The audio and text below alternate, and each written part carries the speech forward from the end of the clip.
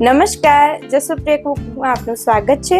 આજે આપણે બનાવીશું, અગાઉના વિડીયોમાં મેં જણાવ્યું હતું કે સેવસનનો હોમમેડ મસાલો આપણે બનાવીશું, તેની રેસીપી હું તમને આજે શેર કરીશ, જે ખૂબ જ ટેસ્ટમાં બજાર કરતાં પણ એકદમ સરસ હોય છે અને બરોડાનો જે ફેમસ સેવસનનો મસાલો છે એ આપણે બનાવીશું। ચલો તો સ્ટાર્ટ કરીએ રેસીપી। તો સૌપ્રથમ આપણે એક પેન લઈશું, ગેસની ફ્લેમ ઓન કરશું, ધીમો જ રાખવાનો છે ગેસ। હવે એમાં સૌપ્રથમ 2 ચમચી સૂકા ધાણા લઈશું, 2 ચમચી વરિયાળી એડ કરીશું। અહીંયા મેં આશરે 10 થી 12 મરી લીધા છે, એ એડ કરી દઈશું। તમે ચાહો તો મરીનો ભૂકો પણ લઈ શકો છો। અહીંયા 7 થી 8 આપણે લવિંગ લીધા છે, બાદિયું લીધું છે 1.5 જેટલું, તમે ચાહો તો 1 લઈ શકો છો। તજ લીધું છે અને આશરે 1 ઇંચ।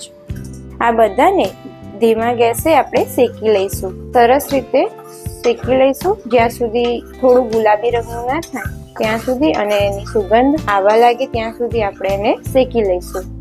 જુઓ મિત્રો, આ રીતે આપણે થોડી વારે હલાવતા જ રહેવાનું છે કન્ટિન્યુઅસ, કેમ કે નીચે ચોંટી ન જાય એનું ધ્યાન રાખવાનું છે, જેથી મસાલો બળી ન જાય। તો મિત્રો 4 થી 5 મિનિટ થઈ ગઈ છે શેકતી વખતે, અને એકદમ લો ફ્લેમમાં શેકવાનું છે અને કન્ટિન્યુઅસ હલાવતા રહેવાનું છે। હવે એમાંથી સરસ રીતે સુગંધ આવવા લાગી છે। હવે એમાં આ તબક્કે આપણે વ્હાઈટ જે તલ લીધા છે એ એડ કરી દઈશું। મેં અહીંયા 2 ચમચી તલ લીધા છે અને એને નાખ્યા બાદ આપણે ગેસની ફ્લેમ ઓફ કરી દઈશું અને તેને બીજા વાસણમાં કાઢી લઈશું અને એને ઠંડુ થવા માટે મૂકી દઈશું। તો ચલો મિત્રો, આપણે જે મસાલો પેનમાં શેક્યો હતો એ હવે ઠંડો થઈ ગયો છે। ત્યારબાદ આવી નાની જાર લઈશું જે ચટણીની હોય છે। હવે એમાં આ બધો મસાલો, ગરમ મસાલો એડ કરી દઈશું શેકેલો। એમાં થોડા મસાલા એડ કરીશું। સૌપ્રથમ આપણે અહીંયા 1 મોટી ચમચી ભરીને કાશ્મીરી લાલ મરચું લીધું છે, એ એડ કરીશું। અડધીથી પણ ઓછી એટલે કે ½ ટીસ્પૂન આપણે હળદર લઈશું।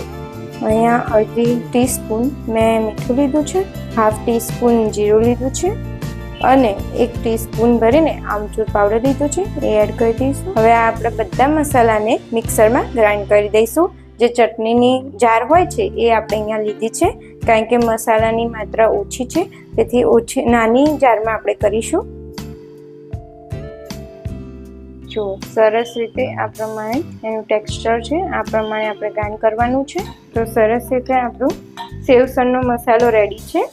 આ રીતે તમે પણ ઘરે જ બનાવજો। હવે આપણે એને વ્હાઈટ બાઉલમાં કાઢી લઈશું, એક બાઉલમાં। આ રીતે આપણો મસાલો રેડી છે સેવસનનો।